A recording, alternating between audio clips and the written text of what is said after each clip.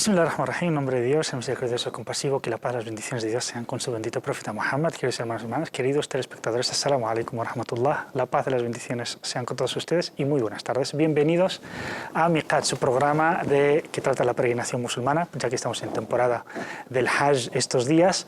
Queremos acompañarles ahora, sobre todo ahora un viernes, a estas horas aquí en Madrid es una hora un poco rara, porque en poco tiempo va a ser la khutbah del Jumu'ah, pero inshallah ta'ala aquí nosotros en el trabajo somos suficientes como para hacer una aquí. Así que queremos vivir con ustedes estos momentos y trasladarles la espiritualidad y también las curiosidades que rodean este gran pilar del Islam. Hoy, por ejemplo, vamos a hablar del contexto histórico en el que llegó la peregrinación, en la que peregrinó el profeta, la paz sea con él.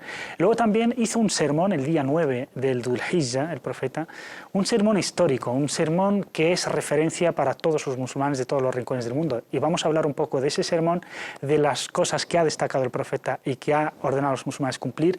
Y vamos a analizarlos y si hoy día hacemos caso a este gran maestro y guía de la comunidad musulmana, para terminar luego volviéndonos un poco unos siglos atrás para hablar de otro aventurero almeriense, en este caso, otro aventurero andalusí, que se fue desde el puerto de Almería hasta la Meca y además es mudéjar, así que hablaremos de su vida, de su contexto histórico y también contando con su participación que pueden realizar a través del teléfono, llamándonos para hablar del Hajj, de su experiencia o la experiencia de la gente que les rodea o de gente que han conocido y sobre todo el cambio que han visto después de realizar este gran pilar del Islam. El número es 911 73 02 51, 911 73 02 51. Y además vamos a tener hemos preguntado a la gente en la calle qué sabe del Hajj y la respuesta para mí personalmente ha sido gratamente positiva.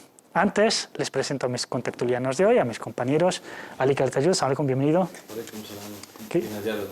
¿Qué tal? Bien, aquí hoy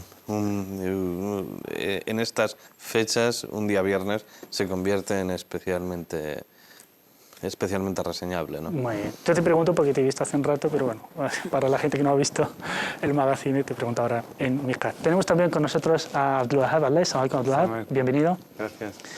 Lo hemos tenido desde ayer y también con nosotros a nuestra compañera y periodista Naim Al-Aqil. Salam alaikum, Naim. Salam alaikum. Bienvenida. Sí, gracias. No, nos va a hablar luego, inshallah, cuando toque el bloque de experiencias, hablaremos de la experiencia de la hermana que ha hecho la peregrinación, aunque en este caso la peregrinación menor. Así que la primera pregunta que nos hacemos, la gran peregrinación, la única que hizo el profeta, la paz sea con él, fue en el año 9. ¿En qué contexto? Es decir, ¿fue la culminación en realidad en la vida del profeta y de la comunidad musulmana en la época del profeta? No fue únicamente la culminación de un pilar del Islam, sino de la religión en sí, porque coincidió la culminación del quinto pilar, coincidió con la culminación de las enseñanzas de toda la religión y ahí fue revelado el versículo coránico que dice hoy he completado mi gracia sobre vosotros y os he cumplido con mi favor hacia vosotros y os he hecho del Islam la religión complacida por mí. ¿En qué contexto? ¿Cómo llegan los musulmanes a ese momento? Ali. Bueno, es indudable que llegan yo lo que más destacaría es en qué momento llega el profeta Muhammad sallallahu alaihi wasallam, que es cuando ve cerca el final de su misión, que coincide además, como no podía ser de otro modo, con el final de su vida en sí misma, decide pues hacer la peregrinación. Esto nos marca de alguna forma la importancia que tiene el Hajj. Muy desgraciadamente ahora, y si vas a cualquier reunión de musulmanes y preguntas quién ha hecho el Hajj, te sorprendería la poca cantidad del común de los musulmanes que ha hecho el Hajj, cuando algunos ya son de edad pues un poco avanzada, de media edad, tirando a un poco mayores, ¿no? Realmente tenía el mismo mensajero de Dios, sallallahu alaihi wasallam, se vio con derecho a no peregrinar. Cuando vio que se acercaba el fin de su misión, de su vida, decidió hacerlo y de la forma que fuese, porque algo curioso es que él lo hizo, refrescame la memoria, por la modalidad tirán, ¿no? Cuando la recomendable es la tamattu, según sus mismas palabras. Esto nos indica que no le fue ningún obstáculo el no reunir las condiciones para hacer la peregrinación en el modo que consideraba mejor, sino que decidió hacerla en cualquier circunstancia, lo cual nos marca desde luego la importancia de la peregrinación. Esto es lo que yo más destacaría del momento histórico, lo que nos aporta la hikma, que nos aporta el momento histórico y vital en el que se produjo la peregrinación de la Dios, ¿no?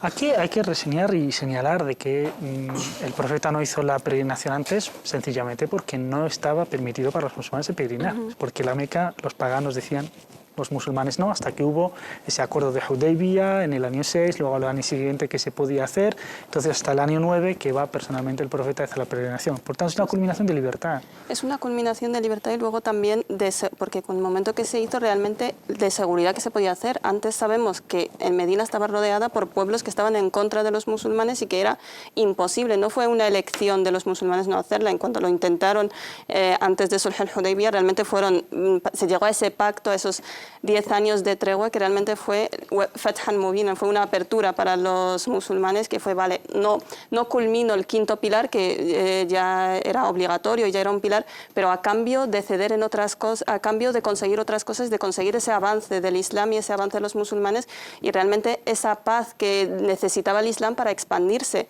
porque cuando el profeta Muhammad sallallahu alaihi wasallam hizo la peregrinación lo hizo acompañado de un gran número de personas provenientes de las distintas partes en aquel momento la comunidad islámica y eso era impensable unos pocos años antes. Entonces esperó hasta ese momento y también lo que decías, Hussein, antes, que esperó esa culminación de las enseñanzas islámicas porque realmente en el Hajj en estos días es como se lleva al máximo todas las enseñanzas del Islam, que si te falla algo tanto las enseñanzas de puramente rituales como lo que hablábamos antes de los modales y eso para realmente llevar el Hajj como es debido y como el profeta Muhammad sallallahu alaihi wasallam nos recomendó y Allah subhanahu wa ta'ala nos ha ordenado, hay que tener esa culminación y como entender esa amplitud del Islam para poder realmente aplicarlo en esos días. Como din y como modo de vida personal y también comunitario. Es muy importante. Además, yo creo que era el momento, además de libertad, de posibilidad también, porque era también una oportunidad para el profeta y para los compañeros del profeta en ese momento para poder juntarse, reunirse con otros musulmanes de otras partes del mundo. Y además es un mensaje que fue capturado a la primera instancia, nada más que el profeta dejó el ayah que ya terminó la revelación. Entonces ellos ya, los compañeros del profeta entendieron este mensaje de que ya la responsabilidad está en sus manos y de transmitir el mensaje ya les corresponde a ellos. Esto además lo vamos a detallar en el sermón, en la segunda parte del programa, porque en ese vamos a hablar del mensaje de esa jutba y además ha sido para dirigir ese discurso a todos los musulmanes. Algunos dicen que han peregrinado en ese momento unas 100.000 personas, es decir, que prácticamente todos los musulmanes que existían en ese momento fueron y ahí el profeta dirigió un discurso y luego había delegaciones de la gente que escuchó el mensaje para divulgarlo por todos, no había altavoces evidentemente, no había megáfonos, entonces fueron enseñando y hay una cosa muy interesante que es cuando dice فَلْيُبَلِّغْ مِنْكُمُ الشَّاهِدَ الْغَائِبَ, es decir, el que está presente que se lo comunique a quien está ausente, quien está ausente no solo los coetáneos, sino los que vienen después. Naima nos dijo una cosa muy importante, que es la gran conquista que supuso el ceder, es decir, nos vamos a hacer la umra al igual que hacen todos los árabes, y resulta que todo el mundo era bienvenido a la Meca, excepto los árabes de Medina que eran musulmanes. Entonces ustedes no van a entrar. A cambio, cedieron los musulmanes en ese derecho y no entraron en conflicto, prefirieron no entrar en conflicto a cambio de esa libertad. ¿Crees que esta flexibilidad y esta moderación a la hora de practicar el Islam hoy en día está en la vida de los musulmanes? Si me permites una puntualización, es que realmente uno está en condiciones de ceder y que la cesión sea un éxito cuando uno está fuerte en lo suyo. En la actualidad los musulmanes estamos débiles nosotros mismos en lo nuestro, con lo cual ceder o no ceder es intrascendente. O sea, es decir, lo que sucede es que esa comunidad que cedió en Hudaybiyah era una comunidad que tenía muy claro lo que quería, una comunidad cohesionada, una comunidad firme, una comunidad seria. Realmente ceder es simplemente posponer un poco tus objetivos. Realmente si vemos la historia de Sulh al-Hudaybiyah, hubo problemas, no fue fácil, no había esa unión entre la comunidad, había algunos que para ellos era Un ceder, ultraje, realmente era como perder, como tenemos la razón y vamos a ceder. Resistió. El ejemplo de la fuerza de la comunidad es que resistió esta Ya, pero fitna. tenemos que a pesar saber de que fue un que algunos momento, sahaba muy importantes. Claro, pero pues, fue un momento en tuvieron... que el profeta Muhammad sallallahu alaihi wasallam dijo que si no se hubiera llevado, que ahí se hubiera acabado, yani, dirigiéndose a Allah subhanahu wa ta'ala, dijo, si no me siguen en esto, no vas a ser adorado. Yani, que el momento era muy complicado y que realmente no fue tan fácil y era el profeta el que decía vamos a ceder y no cedieron desde el primer momento. Es decir, que fue una lucha y fue algo difícil, pero teniendo los objetivos. Yo más que fortaleza en ese momento veo la claridad de objetivos, el que no quiero un éxito ahora, sino que quiero realmente luchar por esos objetivos y conseguir ese avance del Islam, que era lo que estaba en juego. Y aquí eso me refiero, a la claridad en la intención, ¿no? Que quizás es lo que nos falta ahora muchas hemos visto veces. cuando viene la delegación de Quraysh y negocian con el profeta y dicen, tú no vas a entrar. Y a la hora de escribir le dice Muhammad Rasulullah, dice, no digas Rasulullah, no digas que es el mensajero y tal. Y había compañeros que dicen, ¿cómo vamos a permitir a estos paganos pararnos a nosotros de visitar la casa de Dios? No obstante, aquí intervino una mujer. La que solucionó todo esto fue Salama, ni más ni menos, que le dijo al profeta, córtate el pelo, haz como si ya hubieras cumplido con el Hajj y sal y la gente seguirá tu ejemplo. Y así se zanjó el tema. Es muy importante porque hoy vamos a resaltar ese papel de la mujer. Pues el papel de la mujer siempre ha sido un papel pionero en todas las... De hecho, si retomamos la historia del profeta sallallahu alaihi wasallam, pues las mujeres tuvieron un gran papel, incluso Ummahat al-Mu'minin, las mujeres del profeta sallallahu alaihi wasallam, pues tuvieron un gran papel. La mayoría de los hadiths son de Aisha, sí. Y la que organizó el viaje del profeta sallallahu alaihi wasallam, Abu Bakr, es Asma, también es hija de Abu Bakr, por lo cual este papel de las mujeres en la historia del Islam es indiscutible. Tampoco olvidemos la primera persona en creer en el Islam fue una mujer, fue Khadija. Que protegió al profeta, Khadija. Y luego, retomando también el punto, el Rasul sallallahu alaihi wasallam, este papel, esta característica de ceder, de negociar, de intentar buscar soluciones, era una característica permanente. Era de hecho, hasta en los momentos de mayor fuerza, digamos, de poder, pues ha cedido, ha perdonado a gente. Entonces era un comportamiento del profeta. El comportamiento del líder. Les recuerdo el número de teléfono porque pueden participar, se lo reitero e insisto, el número es 911-7302-51. Bueno, esto es el contexto histórico en el que vino, porque el profeta fue perseguido en la Meca, tuvo que emigrar, se le persiguió incluso hasta la Medina, pero en ese año 6 fue una gran apertura, se llegó luego lo que permitió luego que mucha gente entrara en el Islam y que los musulmanes pudiesen hacer la peregrinación. Así que vino en ese contexto y justamente en ese año el profeta da un sermón impresionante que vamos a ver después, inshallah, en unos 10 minutos. Ahora vamos a ver, hemos preguntado a la gente en la calle, primero hemos preguntado a los peregrinos que iban de Barajas hasta el aeropuerto de Jeddah sobre el Hajj. Esto es lo que nos han dicho. El Hajj es un pilar del Islam que espero que todos los musulmanes puedan cumplir con ese pilar y les deseo pues eso, un feliz viaje, que Dios lo acepte y que pues nada, esas caras están muy contentos todos. Sí, este es el quinto pilar del Islam. La gente se van para quitar los pecados que tienen. Es obligatorio por la gente que llevan dinero y llevan salud. Este año, como hay una reforma en el Hajj, le han quitado 20% en general. Tienes que estar es como acaba de nacer. No tienes que hablar de nadie, tienes que perdonar y te perdonan. Porque el Hajj no es fácil para ir a Meca. Eso tiene que ser con un corazón muy limpio. Hay que ir con el alma limpia y volver con ella más limpia aún. Es uno de los 5 pilares del Islam. Se puede ir a la Meca, sí se puede, tampoco hay que ir forzosamente. Es algo que todo musulmán desea estar ahí porque las tierras sagradas que reúnen a todo el mundo y todo el mundo en la Meca es igual, no hay ninguna diferencia entre unos y otros. Para viajar, para hacer el viaje al Hajj es un deseo que lo está deseando cada uno y para mí es un deseo muy importante, a ver si lo puedo lograr algún día, algún año, inshallah. Bueno, ¿os sorprenden las declaraciones? No sorprenden, pero realmente sí que dejan latentes unos tópicos que rodean al Hajj, sobre todo dentro de la propia comunidad musulmana.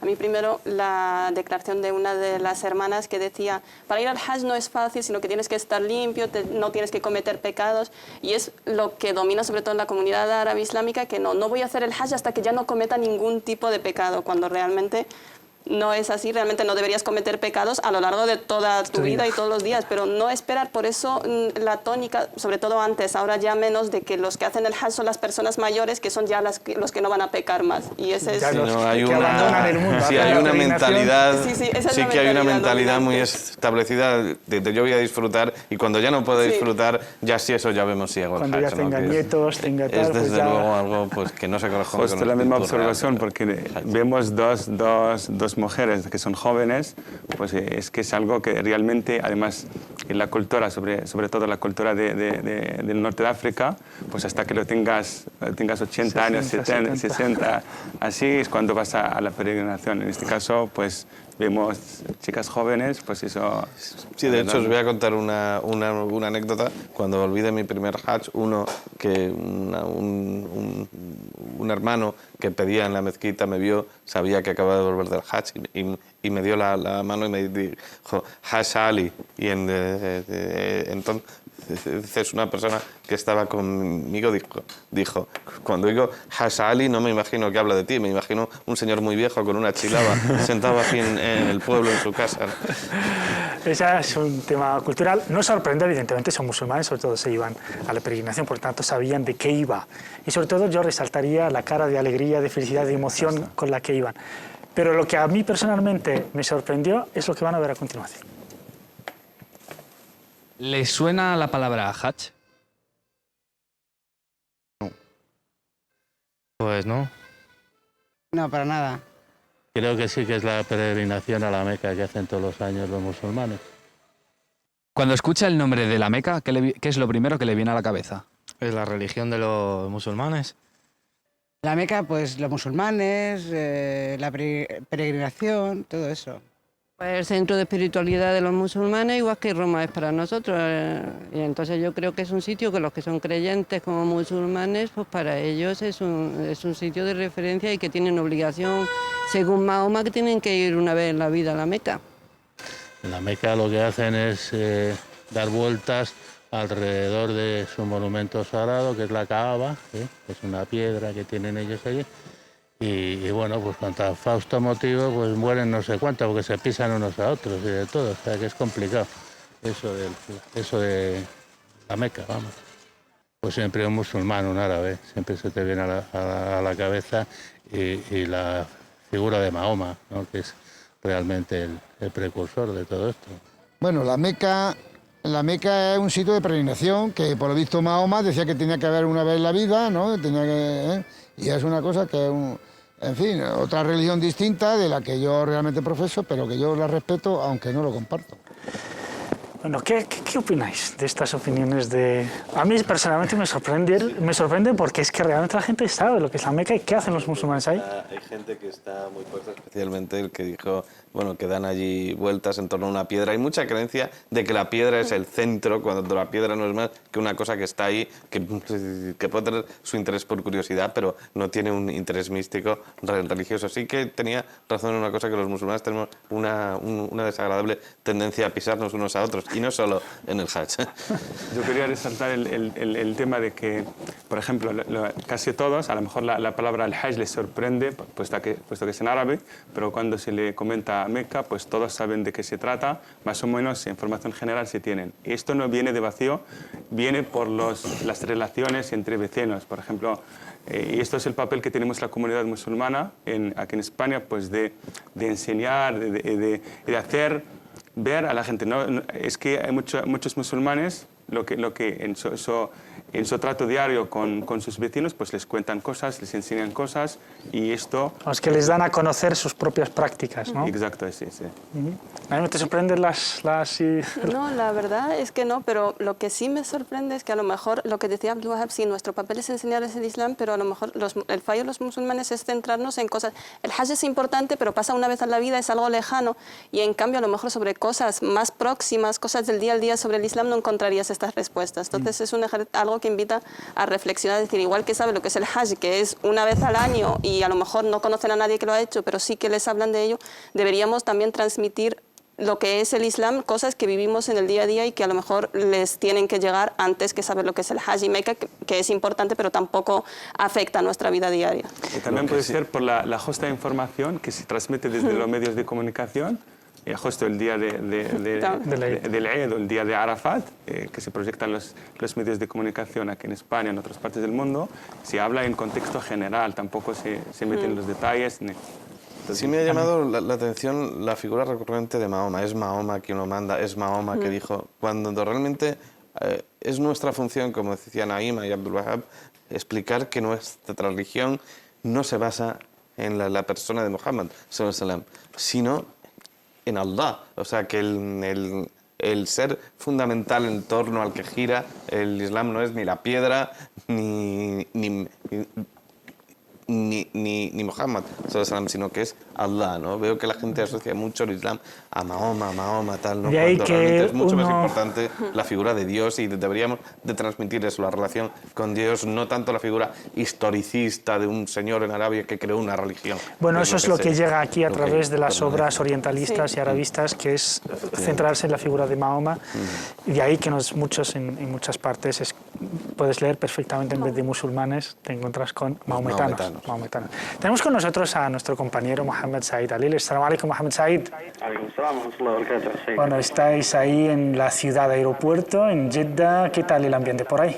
Pues realmente un ambiente un poco ajeno a nivel de aglomeración y a nivel de digamos, afluencia de tráfico y de cantidad de gente que está en la ciudad, tampoco, pero el ambiente espiritual pues realmente no se percibe tanto, salvo en las dos ciudades principales como puede ser Meca y Medina. ¿Cuál es la distancia entre Jeddah y Meca? Aproximadamente unos 70 kilómetros, una hora más o menos con un tráfico medio y pueden, pues ahora con el tema del control de entrada, control de registro de los peregrinos, que se puede recorrer prácticamente 3 horas más o menos. 70 kilómetros en 3 horas, wow. Otra de las preguntas, sé que habéis trabajado y habéis recabado datos e información. ¿Cuáles son los últimos datos que hay acerca de los peregrinos que han llegado a la Meca? Evidentemente entendemos que han llegado desde fuera, desde el extranjero.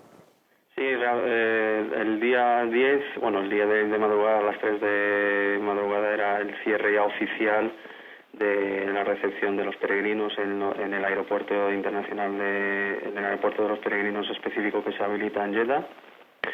Y ahora empieza el turno para los peregrinos de los países del Golfo y los nacionales, digamos, que este año han sufrido una baja de 50% de permisos por el tema de las obras y un 20%, como ya os hemos adelantado, a nivel de los peregrinos internacionales. Hoy en día empiezan a llegar oficialmente los peregrinos nacionales y internos y de los países colindantes a Arabia Saudí. Y hoy, al ser un día festivo, porque es fin de semana, jueves y viernes aquí en Arabia Saudí, pues se nota muchísimo la afluencia de las personas y de los peregrinos en la mezquita al-Haram, aparte de rezar la oración del viernes y asistir al sermón del viernes. Pues como podéis entender, la gente está llevando a cabo su umra, sobre todo los peregrinos que han pasado. Su programa consistía en pasar primero por Medina y luego pasar a Meca. Llegaban ayer, el día 5 de Dhul Hijjah normalmente es el día cuando ya empiezan a salir desde Medina y llegan a Jeddah, y con las gestiones y tal, pues empiezan a hacer la umra hoy mismo, y esto es lo que ha pasado incluso con los peregrinos venidos de España también. Por cierto, cuando mañana os vais a la Meca a hacer la peregrinación menor, ¿después volvís a Jeddah o permanecéis ya ahí y luego reanudáis la peregrinación mayor el domingo? No, No, volvimos a Jeddah. Los medios acreditados siempre, el centro de prensa, digamos, y el centro o el lugar donde parten las expediciones de los medios es Jeddah. Estamos todos instalados aquí. Vamos a ir, inshallah, mañana al Miqat primero, salir al Juhfa, lo vamos a hacer a 180 kilómetros de Meca, hacer el Ihram, entrar en el estado de consagración y empezar con los rituales. Y luego volvemos a Jeddah y partimos con la expedición de los medios en autobuses para llevar a cabo la Umrah. Estamos todo el día ahí y luego volvemos a Jeddah para posteriormente partir directamente a Arafat. Los peregrinos van a ir a Mina el día 8, pero nosotros nos adelantamos directamente a Arafat para estar ahí un día antes y preparar todo el dispositivo para poder grabar ese día tan importante. Pues un fuerte abrazo desde aquí, mío y de todos los compañeros, y mucho ánimo ahí, y más paciencia y coraje. Muchísimas gracias. Ya os mandaremos, inshallah, lo que vamos a grabar aquí y esperemos, inshallah, transmitir esa vivencia y la importancia de esos días, inshallah, para los musulmanes y para todo el mundo. Inshallah. Con nosotros estaba Mohamed Said Aliles desde Jeddah. Muchísimas gracias a él y a todo el equipo que están ahí, Hermin y Esma con él. Bueno, nosotros vamos a ir a una pequeña pausa y les vamos a explicar lo que están viendo justamente ahora en sus pantallas. Esa Kaaba, qué significa y dónde está esa piedra. Lo vamos a explicar a raíz de algunas de las declaraciones de algunos ciudadanos madrileños sobre lo que significa la Meca para los musulmanes. Hasta ahora.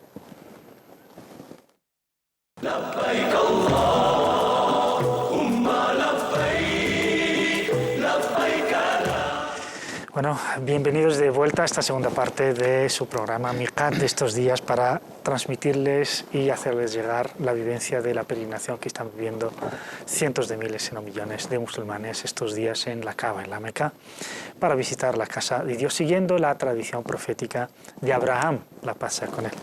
Bueno, vamos a hablar un poco ahora, sobre todo, más allá del origen de esta peregrinación, de ese discurso dirigido por el profeta, la paz sea con él, el día 9 de Dhul Hijjah, que es el día de Arafa, que digamos que el aniversario sería el próximo lunes. El próximo lunes hablaremos de Arafa, pero hoy preferiblemente vamos a hablar de parte de ese contenido, de ese mensaje.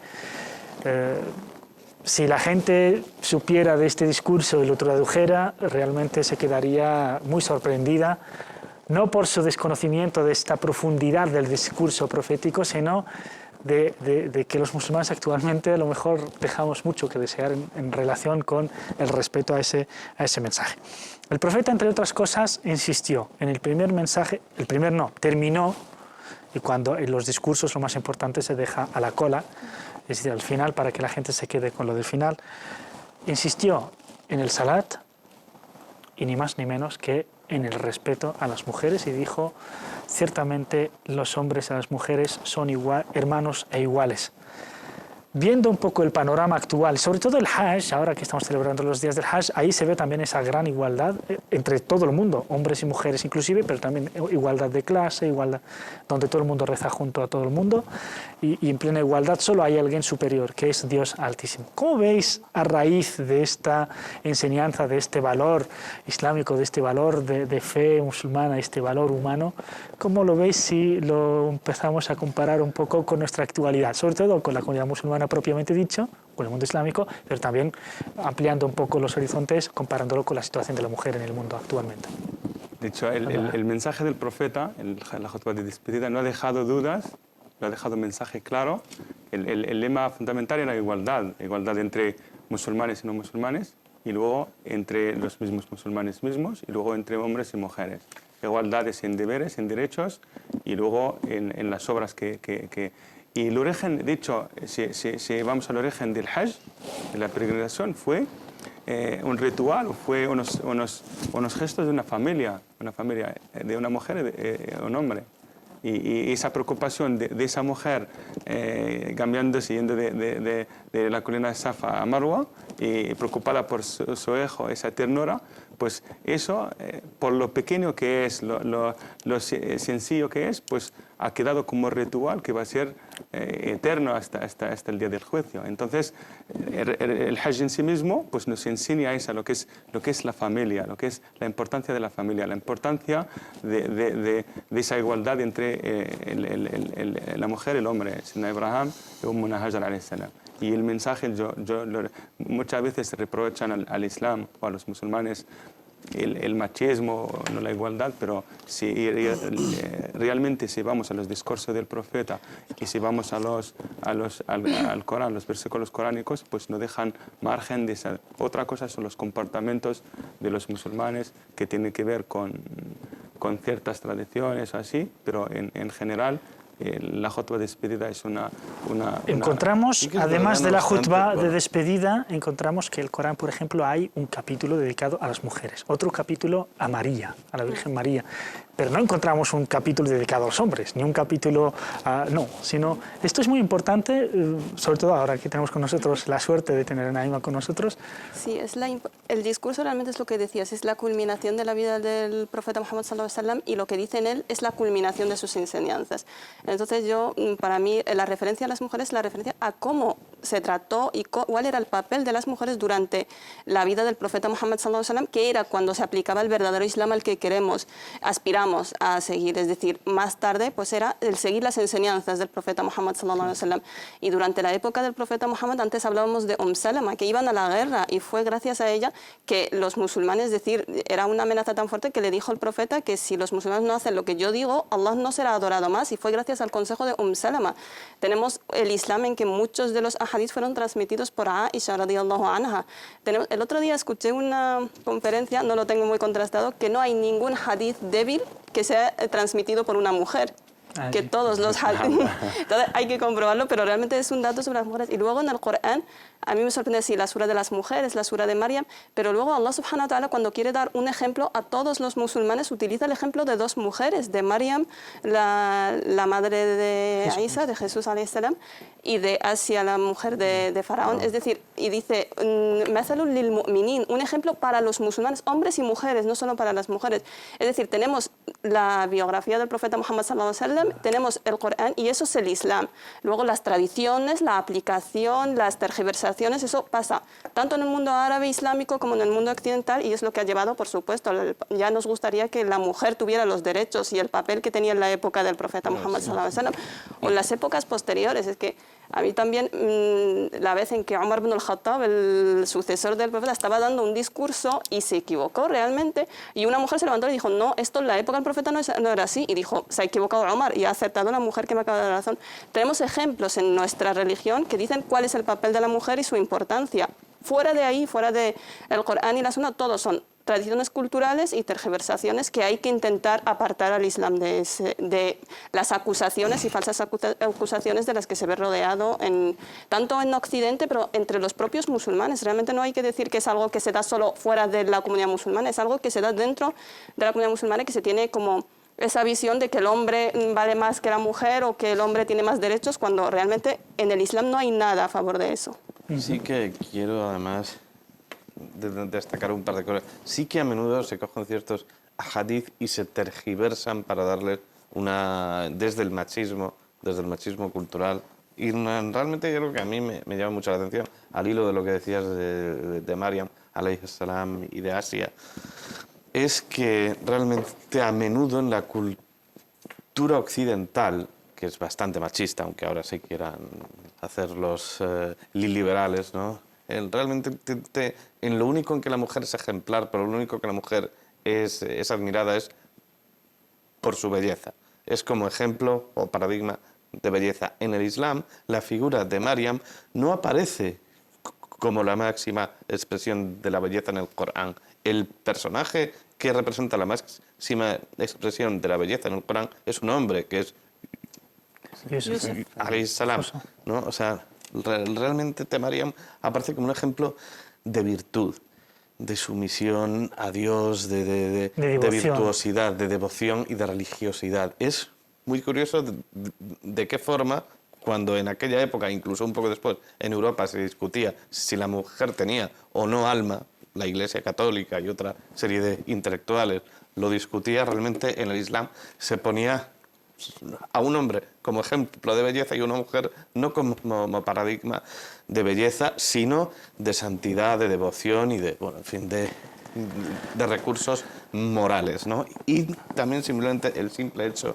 de que en el Hajj, en el Haram, sea el único lugar donde hay hombres y mujeres juntos, lo mismo que el día del juicio. Esto, mi interpretación, y esto es muy personal, es que a la hora de la verdad no hay diferencia. Es decir, a la hora de un Hajj, a la hora de un día del juicio, que es la hora de la verdad, donde ya no importa la vida que hayas llevado, lo guapo que hayas sido, el dinero que hayas tenido, esa serie de cosas que son más bien accesorias. A la hora de la verdad, el hombre y la mujer están juntos y son iguales y equivalentes. La pregunta que me hago, si en una época durante la vida del profeta y sus enseñanzas, y sobre todo también de los 4 califas, que pues se llaman califas, hubo un comportamiento ejemplar en todos los aspectos, y el de las relaciones hombre-mujer también. Hemos llegado a tener una especie de Cristóbal Montoro, ¿no? El de Hacienda, que era mujer en la época de Omar, que era la encargada de supervisar los mercados, de que la gente pague sus impuestos. Una Cristóbal Montoro. ¿Qué ha pasado después? ¿Qué ha pasado después? ¿Por qué estamos en esta situación tan nefasta? Como para que una niña como la chica pakistaní, Malala, por invitar y aconsejar a las niñas a seguir sus estudios, pues ha tenido que sufrir un atentado que casi le quita la vida? ¿Qué ha pasado? Esto tiene que ver con la historia del Islam o de los musulmanes. De los musulmanes en general, no solamente con el tema de la mujer. El tema de la mujer ha sido un papel, ha sido un hecho que los que vinieron después, los reyes o los emeres que vinieron después, lo que hicieron, hacer de la mujer simplemente ama de casa o mujer entre paredes y simplemente para los deseos del hombre, nada más. Y eso, hasta hoy en día lo estamos viendo en muchos países. El papel de la mujer está limitado a la casa.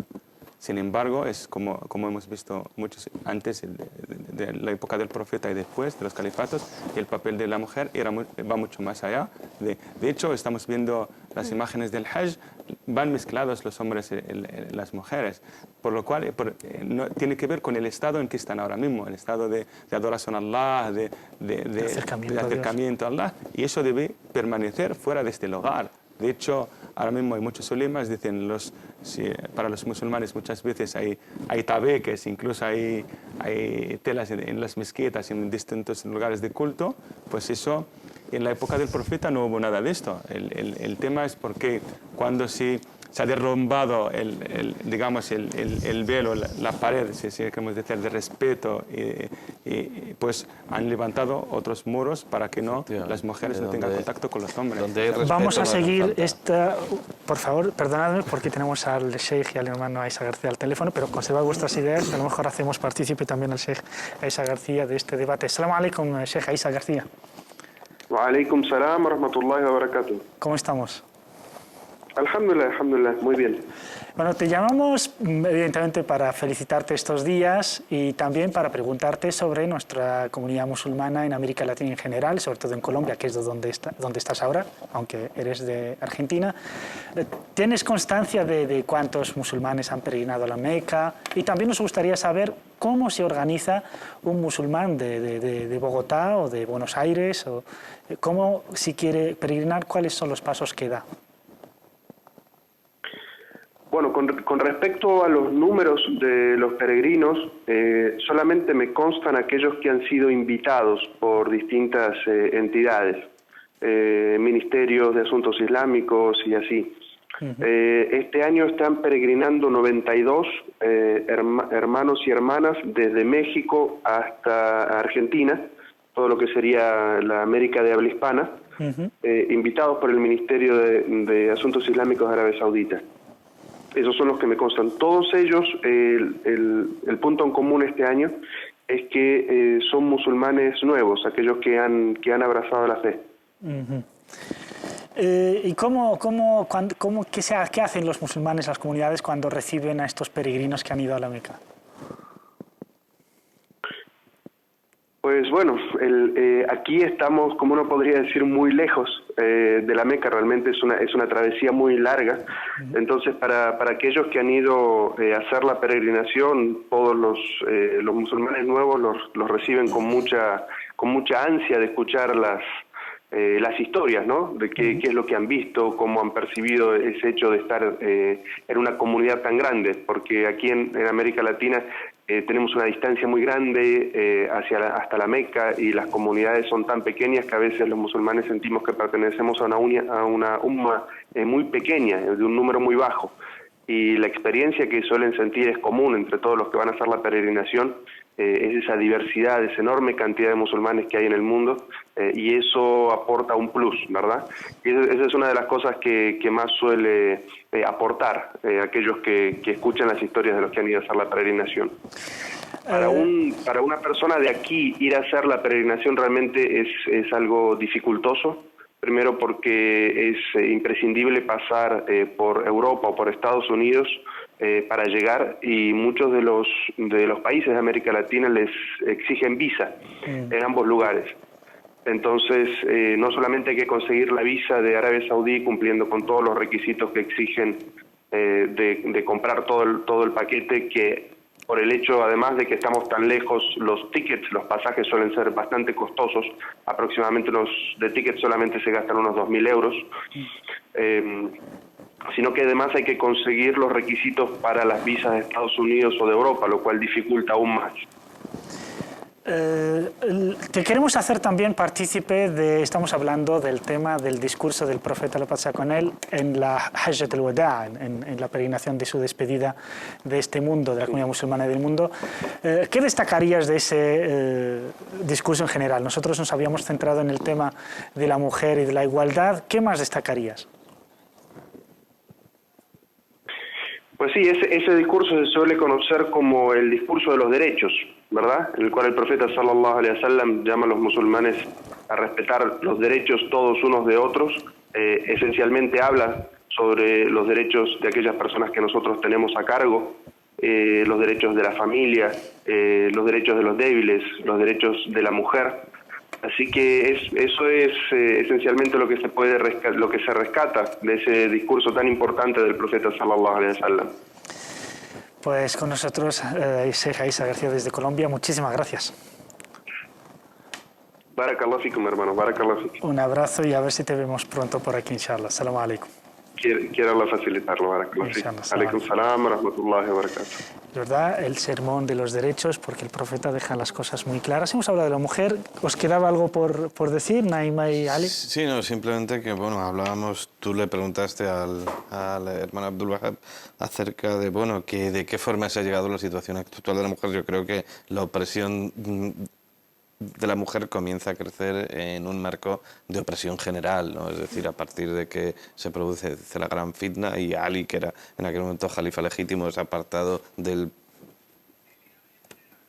poder y no vuelve a haber un jalifa legítimo, pues se va deteriorando lenta pero imparablemente la sociedad musulmana, la sociedad islámica, y entre las muchos derechos que se conculcan y que van cediendo ante esa opresión a lo largo de los siglos, pues están también los derechos de las mujeres, ¿no? Es una degeneración general, una descomposición general de la legitimidad y la justicia en la sociedad islámica. Pero yo creo que en este tema a lo mejor deberíamos salirnos un poco solo de hablar de musulmanes, porque realmente la situación de la mujer después fue por apartarse un poco de las enseñanzas islámicas, porque durante la época del profeta, durante la época inmediatamente posterior, los decenios posteriores, la situación de la mujer era la que marcaba el Islam. Con un alejamiento de las enseñanzas islámicas se volvía casi a la situación que tenía la mujer antes del Islam, y a la situación de opresión, de falta de derechos de la mujer que se tiene en el mundo islámico es la que ha sufrido la mujer en todas las sociedades en general. Es decir, no es algo solo del mundo islámico, de la sociedad islámica, sino que es algo, el papel de la mujer de relegada al hogar, relegada a la familia y sin ningún tipo de derechos, no solo se ha dado en el mundo islámico, se ha dado en todas partes. Entonces, es como esa globalización en todo. Entonces, hasta hace poco, hasta el siglo XIX, nos empezó a luchar por los derechos de la mujer mujer en Occidente. Pues igualmente en el mundo islámico yo creo que no es algo relativo al Islam, sino un alejamiento del Islam y una cosa de contagio de lo que estaba pasando en el resto del mundo. Es decir, se puede decir que con la caída de la legitimidad califal, con la implementación del régimen omeya, lo que ha pasado es la vuelta a ciertos valores preislámicos, como es el valor del hombre. Es decir, el inicio de ese camino. Es un inicio muy lento, pero se dan los primeros pasos en ese camino que luego hay que resaltar, por ejemplo, que la sociedad musulmana andalusí, el papel de la mujer era muy importante. Ibn Hazm es uno de los grandísimos sabios, ha tenido más maestras, más mujeres que le han enseñado que hombres. Además, el punto que iba a tocar, eso no es quita la única que permite... Perdona, durante la historia desde el califato, desde los omeyas hasta hoy en día, pues ha habido mujeres que han aportado, han desempeñado un gran papel en la historia de los musulmanes, en la historia del Islam. La otra gran enseñanza en este discurso ha sido el de la igualdad y la diversidad. Ahí es donde el profeta dice: no hay diferencia entre un árabe y un no árabe, y entre un negro y un blanco, todos somos de barro y todos pertenecemos a un mismo padre, que es Adán. Hoy día, la situación que estamos viviendo, podemos decir que los seres humanos hemos acabado con ese racismo, esa discriminación en base al aspecto del otro, al género del otro, a la religión del otro. No, en o absoluto. más bien... Desde luego, y particularmente, a lo mejor hay un sitio en el mundo en el que se haya acabado con el racismo. Yo no lo creo, que haya ningún sitio totalmente libre de racismo. Pero sí que, especialmente yo que he vivido allí, pues en esa zona donde Rasul Sallam dio ese discurso, desgraciadamente se ve muchísimo racismo. Yo he vivido por 2 años en Arabia Saudí y debo decir que se ven ejemplos de racismo absolutamente intolerables, ¿no? Y de racismo además bien enraizado, ¿no? ¿Racismo o xenofobia? No, racismo absolutamente. Es decir, la consideración de que el que tiene un aspecto distinto al tuyo es necesariamente inferior. No sé si racismo científico del que había a finales del siglo XIX en Europa, no sé si ese tipo de racismo, pero luego una forma de segregación en base a la raza o la procedencia, llámese racismo o xenofobia, existe. Y uno de los sitios donde más fuertemente lo he visto yo, que he viajado bastante por el mundo, es la zona en la que vivió hace 1400 años a Rasul Sallam. O sea que no creo en absoluto que ni como musulmanes ni como humanos pues hayamos superado el racismo tanto como nos creemos, ¿no? Pero eso se debe a como la identidad musulmana, el considerarnos musulmanes ya no es lo primero dentro de las distintas identidades que puede tener el ser humano. Entonces, identidades nacionales, identidades de clase, identidades económicas se han superpuesto a la identidad islámica. Entonces, si tú realmente lo importante es el Islam, entonces si lo primero de tu vida es el Islam, tienes esa hermandad. Si tú eres el hermano de una persona negra, una persona pobre, ahí ya se difumina esa desigualdad o esa diversidad. Realmente todos somos iguales porque realmente hermanos, a la persona a la que más te puedes parecer es al hermano, por eso se utiliza eso en el Islam. Y luego un discurso que tiene más de 400 años ya defendía los derechos en igualdad y hablaba incluso del carácter físico, que es el racismo del que más ha adolecido el mundo y que hemos tenido posteriormente a personas que no eran consideradas personas por su aspecto de piel. Entonces, igual que el tema de las mujeres, el separar eso del Islam, el decir, es lo que decías al principio, que a lo mejor este discurso no es tan público, no es tan conocido como debería serlo, pero simplemente el hecho, tanto a musulmanes como a no musulmanes, de saber que hace 1400 años una persona, la consideres profeta o no la consideres profeta, ya defendía la igualdad entre todos, independientemente de su color, por lo menos te debe llevar a la reflexión y a decir, algo había ahí y reflexionar sobre el tema. Y además el mensaje del profeta ha sido muy claro, muy profundo y muy directo, porque había racismo antes del Islam, y el Islam lo que ha venido es a hermanar no solo a las tribus, no solo a poner iguales a hombres y mujeres, sino que dentro del seno de la primera comunidad de personas que más veneran a los musulmanes, que son los compañeros del profeta, había un bizantino, había bizantinos, había persas, había africanos subsaharianos, es decir, es constante, evidentemente, podemos constatar fácilmente que todos los días hay discursos racistas. Podríamos decir que, al igual que le pasó a Malcolm X y a otras tantas personas, y a esa primera generación de los musulmanes, que recuperando esos valores y esa espiritualidad podemos acabar con este fenómeno. Yo creo que esto pasa con todo. Si nosotros volvemos a los orígenes, realmente al mensaje del profeta, al mensaje de la despedida, pues si nosotros vamos a la fuente, pues entonces ya no tendremos ningún problema de esto, incluso con el tema de la mujer, con el tema de los derechos, con el tema de la diversidad. Incluso la primera constitución que se hizo, la constitución de la Medina, no solamente a nivel individual entre personas, sino hasta a nivel de Estado. El profeta sallallahu alaihi wasallam tuvo en consideración las minorías en este caso. Que para el Islam ni siquiera se les llama minorías. Minorías es un concepto de aquí, sino que totalmente iguales. Cuando dice el profeta en la Constitución, los judíos son una comunidad con los musulmanes. No dice ni minoría ni nada.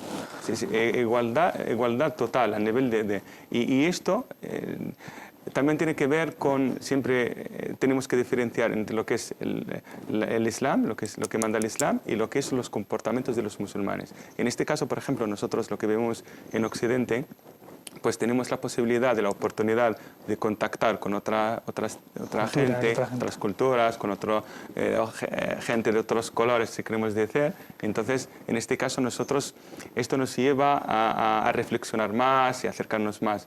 Sin embargo, muchas veces lo que acaba de llamar el hermano Ali, en otras partes del mundo, por ejemplo, ese rechazo no es necesariamente racismo, sino rechazo a lo ajeno, miedo al extranjero, miedo al nuevo. Entonces, a lo mejor se puede... Digamos que eso, además de espiritualidad, explicando un poco, se pueden eliminar esos prejuicios. Bueno, nos vamos a una pequeña pausa y volveremos con un aventurero almeriense, andaluz, que se fue, como les dije al principio, hasta la Meca y volvió, con nuestro compañero Abdelhamid Damarouche, que estará aquí con nosotros después de la pausa, nos lo contará. Hasta ahora.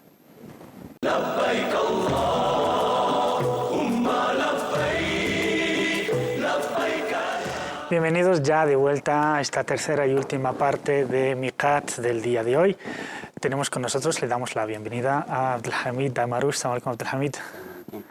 Hoy nos traes a otro personaje y hemos de decir que normalmente lo que sabemos de la Edad Media, de las rutas, de cómo viajaba la gente, lo debemos a los viajeros, a los aventureros de esas épocas, que además de viajar y además de conseguir sus objetivos, conseguían redactarlo. Muchísimos, hemos visto ayer a Ibn Jubayr, conoce todo el mundo a Ibn Battuta, pero hoy vamos a ver a un almeriense que se llama Ibn Sabbah. ¿Quién es Ibn Sabbah, Damarouche? Ibn Sabbah es un almeriense, bien como has señalado, que vivió en el siglo XV, ¿no? En el siglo XV. Y aquí ya no estamos hablando de Al-Ándalus dominado por los musulmanes, sino más bien al contrario, Al-Ándalus dominado por los castellanos. Y ya estamos hablando de mudéjares. Entonces, mudéjares son los musulmanes que vivían bajo autoridad cristiana en la península ibérica. Sí, exactamente. Y el motivo de su viaje quizás se puede centrar entre una huida y la búsqueda del saber al mismo tiempo, ¿no? Pues él viajó a la Meca siguiendo la ruta, esta vez cruzando el estrecho hacia África, cruzó Marruecos, Argelia, Túnez, Libia, hasta llegar a Egipto, Alejandría, donde se reunían todos los peregrinos para seguir el camino hacia la Meca, ¿no? Llegando a la Meca, pues ese personaje, As-Sabbah, pues lo primero que, bueno, hay que mencionar de que por cada zona que pasaba iba apuntando todos los detalles de lo que veía, tanto en África, en los países africanos, como en Egipto, Alejandría y también la Medina, la Meca y todo, ¿no? Pues lo primero que le sorprendió fue el calor, ¿no? Sintió tanta calor que en su cabeza, tal como ha mencionado él, que se recordó de un hadith de Nabi sallallahu alaihi wasallam, no sé hasta qué punto es cierto o no, pero dice que quien aguanta el hambre de la Medina, el calor de la Meca, se le garantiza el paraíso, ¿no? Curioso, no sé Pues sí, es un personaje curioso porque, bueno, pasó un año en la Meca, ¿no? Hizo 11 peregrinaciones menores, la Umra y el Hajj. Y también recuerda haber pasado también ahí el mes de Ramadán con el calor, porque es el calor que hace y puedo soportarlo, ¿no? Pues ahí donde aprendió de los ulemas, de los sabios de estos países de Oriente, y ahí donde memorizó el Corán. El Corán. Y esto, memorizar el Corán y aprender el hadith, le sirvió mucho para utilizarlo como testimonio en su libro, ese manuscrito de Rihla, ¿no? del libro de viaje. Pues, de hecho, en cada página, dice, en cada página incluye un versículo del Corán o del hadith. Y pues hay que mencionar también que hizo una descripción muy detallada de la Meca y entró, se dice que fue de los afortunados que entraron al Kaaba y pudo describir detalladamente lo que vio dentro. Dentro del cúbico este. Sí, sí. Que ya en el siglo XV al parecer se podía acceder a entrar, ¿no? Entonces describía con todo detalle, también describía cómo los musulmanes compraban el kafn, que es la mortaja, mojándola con poco de agua de Zamzam y guardarla hasta el momento oportuno, ¿no?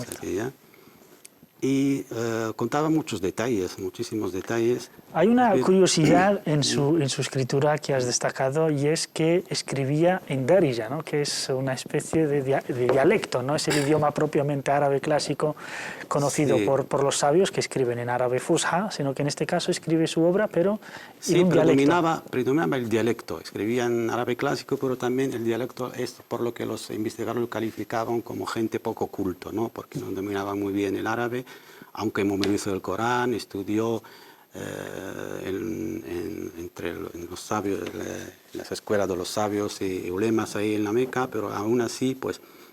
Y además hay una confusión también, se dijo que él dictó su viaje a otra persona que lo redactó.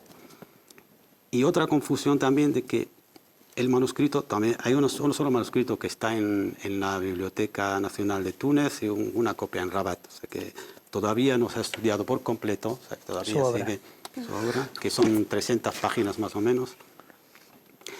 Se dice que un morisco después, en el siglo XVI, después de su muerte, volvió a redactarlo porque se menciona el nombre de Abu Sabbah, que Allah le tenga misericordia, por supone que ha muerto, ¿no? Entonces ya... Y bueno, en este libro resalta muchas... bueno, hay que mencionar de que este libro es de muchísima baja calidad en comparación con el libro de Abu Zubair que hemos visto, del que hemos hablado ayer, que tanto en calidad descriptiva como narrativa, ¿no? Pues hay mucha diferencia, aunque incluía versículos del Corán y todo, pues dista muchísima. Hay mucha baja calidad, ¿no? Baja calidad, pero hay mucha información, es lo más importante. Se va de Almería, pasa por todo el norte de África, llega a la Meca, permanece ahí un año, ¿vuelve a Almería o no? Vuelve a Almería. Y es que su obra es un poco...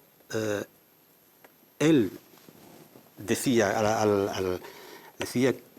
rogaba a Dios primero perdonar o proteger a los musulmanes que vivían en el Andaluz bajo dominación castellana, y al mismo tiempo le echaban la culpa por los que podían ir y no lo han hecho, incluido ellos. Él ha vuelto, pero dice Allahu Ghafur Rahim, Dios perdona, Dios es misericordioso y perdona al final, porque él se incluye, ¿no? Ha vuelto otra vez. Una vez que ha vuelto a Almería, para él es un pecado quedarse en el Andaluz bajo autoridad cristiana. Entonces es un poco curioso, ¿no? Curioso y contradictorio, pero una vez que está aquí y ha aprendido el Corán y tiene ciencias islámicas, ¿qué hace en Almería? Yo creo que su obra más o menos es más educativa que informativa, ¿no? Incluso el título, que es... no me acuerdo muy bien del título, se lo tengo aquí, pero bueno, es recordatorio, ¿no? Recuerda Tadkir al-Akhyar, una parte del título, ¿no? Es recordar a los electos o a la gente de bien. Entonces, es recordar a la gente del Andalus, o los mudéjares, o los musulmanes que quedaron en Andalus, de que no tienen que olvidarse de su religión por temor a que se convirtieran al cristianismo. Entonces, él lo que era como quería recordar a la gente constantemente de que tienen que aferrarse a su fe, a su religión, y ya que precisamente porque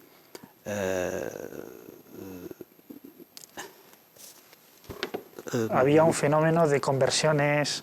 Había un fenómeno de conversiones, precisamente él también echaba la culpa de la dominación cristiana a los mismos musulmanes del Andalus, porque decía que se desviaban del camino de Dios, se olvidaban del ataque, de la oración, se olvidaron de los puntos fundamentales básicos del Islam. Entonces, como castigo, pues Dios hizo que los cristianos se conquistaran al Andalus. Y en ese momento pues menciona también lo que es, menciona a Adán como castigo a Dios y lo echó del paraíso. Lo mismo ocurrió con los musulmanes, hace esta comparación, ¿no? Que los cristianos ocupaban el Andalus y echaron a los musulmanes. Pero bueno, hemos visto un ejemplo de Ibn Sabbah, que ha podido hacer el Hajj desde tierras, digamos, gobernadas por cristianos y volver. Por lo tanto, cabía esa posibilidad, había esa libertad de ir a cumplir hubo una época en la historia de Al-Ándalus, hasta más o menos la llegada de los reyes católicos, en que sí, bueno, había épocas sus más y sus menos, épocas de más tensión, épocas de menos, pero en principio se daba por asumido que musulmanes podían residir sin problemas, conservando cierto grado de autonomía, incluso en zonas de cristianos. Es a partir del fin de la que llaman reconquista, cuando definitivamente eso se olvida y se deja de lado.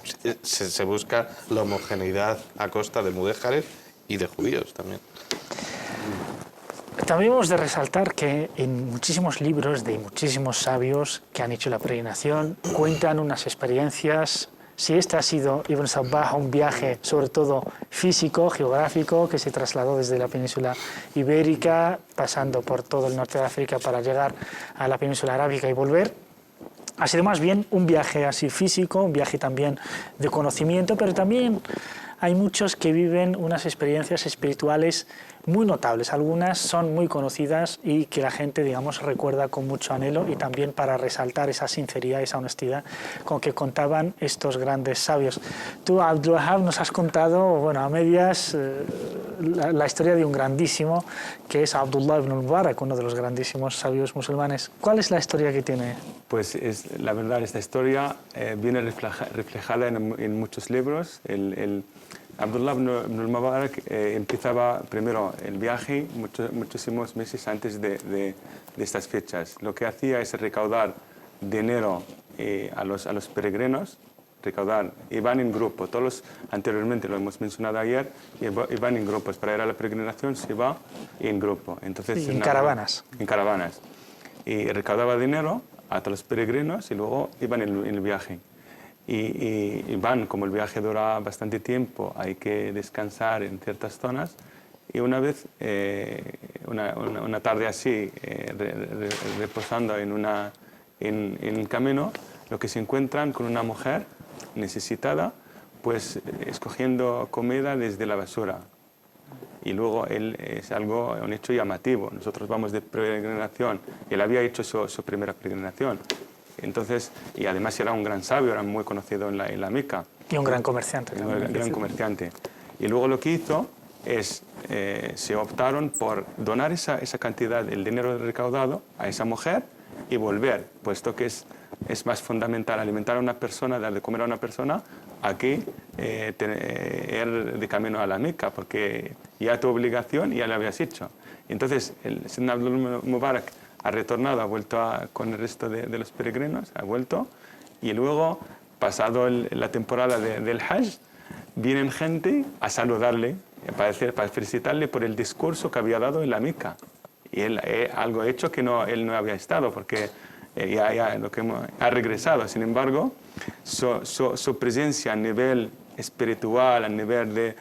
Pues la gente lo han visto, aunque él no estuviera. Entonces es un hecho que viene reflejado en los libros de la historia, y eso nos lleva a hablar de que no solamente la peregrinación a nivel de cuerpo es una vez en la vida, pero a nivel espiritual, a nivel de alma, pues debe ser constante, permanente. Y muchos sabios, mucha gente viven esa peregrinación anualmente, si no decimos diariamente. Y luego, algo llamativo a Sayyidina Abdullah Mubarak era, cuando iba a la Meca, a la Medina primero, pues hacían lo que es el ziyara, la visita al profeta sallallahu alaihi wasallam, es algo fundamental en la peregrinación, y luego les preguntaba, ¿qué te habían dicho tus familiares que les comprara? Y luego compraba lo mejor de lo que había en la Medina, y luego va a la Meca, hacía lo mismo con los peregrinos. Y una vez vuelto al país de origen, a Irak en este caso, pues lo que hacía, devolver todo el dinero recaudado a la gente, a los peregrinos, por lo cual... Lo pagaba él mismo, llevaba muchísima gente. De hecho, las crónicas dicen que en este viaje había gente pobre que iba a, digamos, él les pagaba los costos, y gente rica. Los ricos evidentemente siguieron su viaje, mientras que los demás. Lo curioso es que cuando él ve a una mujer tomar una gallina, que es muerta, no se puede comer un animal muerto, le pregunta, la persigue, no le quiere decir nada, pero luego le reconoce de que es viuda y que tiene 3 hijos y que nadie les mantiene. Por lo tanto, tenía la obligación, la necesidad de recurrir, le dio ese dinero, y Allah subhanahu wa ta'ala le recompensó con un hajj, que además la gente lo felicitó. Eso es muy importante a la hora de entender realmente cómo es la espiritualidad del Islam. La espiritualidad no es una cuestión personal, individual, egoísta, sino que responde ante un conjunto de valores en donde hay prioridades, como es la vida de un ser humano, y alimentarle es más importante, Naima. Sí, la verdad es que es más importante. Y luego lo tenemos en cuenta en estos días, por ejemplo, o en el resto del días, que tenemos recompensas, que son los días más queridos por Allah subhanahu wa ta'ala, haciendo cualquier otra acción que no sea solo ir al Hajj. Y luego yo me he acordado, cuando estaba hablando de esa peregrinación espiritual, que realmente el profeta Muhammad sallallahu alaihi wasallam lo que nos dice es, si después del Fajr nos quedamos haciendo tasbih o leyendo Corán hasta el amanecer, tenemos la misma recompensa que la de hacer un Hajj o hacer una Umrah. Es decir, podemos hacer una diariamente y tener la misma recompensa, solo dando esa importancia a la espiritualidad y esa importancia a lo que Allah subhanahu wa ta'ala nos recomienda hacer estos días. Perdona, esto me recuerda, Ibn Sabbah mismo, que critica, hace 50 segundos, que critica a un califa precisamente por ir a la Meca. Hay diferencia entre lo que es la ibada o la devoción y lo que es uno de los pilares del Islam, que es ir a la Meca. Lo critica porque va a la Meca en vez de quedarse defendiendo a la tierra del Islam en este entonces, viendo las necesidades del pueblo, de la gente. Pues bueno, antes de despedirme de vosotros, les digo a los musulmanes que nos están viendo ahora y que están en España, que hay unos acuerdos entre la Comisión Islámica de España y las autoridades del Estado español, por el cual todo musulmán y toda musulmana que trabaje o que vaya a la universidad o que vaya a los colegios tiene derecho a pedir el día de descanso, el día del Eid. Por lo tanto, siempre con previo aviso, evidentemente, con acuerdo. Así que todo musulmán y toda musulmana que quiera descansar ese día no tiene más que, y basándonos, porque está referendado por la ley y por este pacto y estos acuerdos del 92, que pueden ausentarse, pero eso, evidentemente hay que comunicárselo a los responsables de la empresa o de la administración en donde se trabaje. Así que tienen ese derecho, ténganlo en cuenta, pídanlo, porque son raras veces son las personas que lo piden, así que pidan este derecho, ejérzanlo, luego poco a poco, inshallah, se respetará cada vez más. Y pedimos desde aquí a los empresarios, a los responsables, que digamos, sean un poco sensibles a esta cuestión y permitan a los ciudadanos musulmanes y ciudadanas musulmanas disfrutar de este día tan especial y que podrían recuperar después o antes. Muchísimas gracias por estar ahí. Yo os agradezco. Muchísimas gracias a Ali Calatayud. Muchísimas gracias a Abdulhamid Amarush. Muchísimas gracias a Naim Al-Aqil. Muchísimas gracias a Abdullah. Nosotros volvemos, inshallah, el próximo lunes a las 2, como de costumbre, y ya con el día especial 9 de Dhul-Hijjah, el día de Arafah, el día grande del Hajj. Hasta el lunes, sean felices. Assalamu alaikum.